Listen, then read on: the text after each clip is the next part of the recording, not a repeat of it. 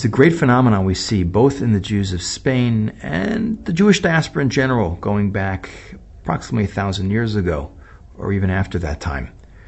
Jews have this tremendous drive, and they tend to be extremely creative in all environments. And certainly, it's a great symbiotic relationship when Jews are allowed to live in a country, especially like Spain, where they're given more or less freedom to achieve intellectually and economically, that it always works out great for both the host country and the Jewish people. And that sort of makes sense. Take a creative nation living as a subculture within your culture, allow them to express themselves, and not only are they going to do great, but it's going to be beneficial for the country at large. And we see that there's a great cultural and economic synthesis. We see it in Spain. We can jump ahead in history to Germany. Before the Holocaust, we see the exact same thing. But another fascinating aspect of Jewish, I would say, personality, individually and collectively, is when things aren't so good.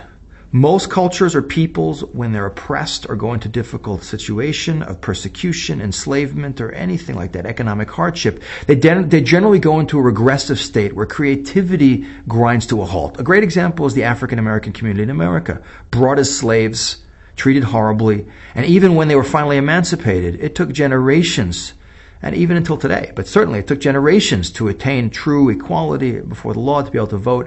And we see that that definitely impacted their ability to be creative and contribute. But the Jewish people, fascinating, no matter what situation you put the Jewish people in, they always manage to accomplish. For good situations, bad situations. As a matter of fact, some of the greatest periods of Jewish creativity will take place among scholars and communities that are living in very difficult times. Two great examples would be Rashi, the great medieval commentator on the Talmud and the Bible from Troyes in France 1,000 years ago, who lived through what is the most difficult time at that period of time in history, the First Crusade.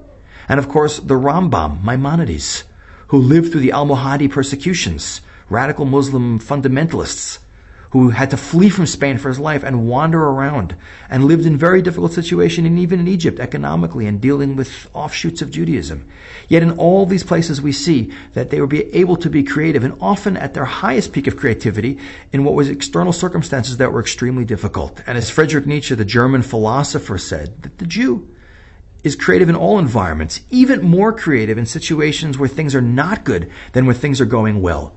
And this certainly points to a unique aspect of Jewish personality, the ability to be productive in all environments, and the ability of the Jewish people to contribute in a positive way to all cultures they live in, no matter what the circumstances they find themselves in.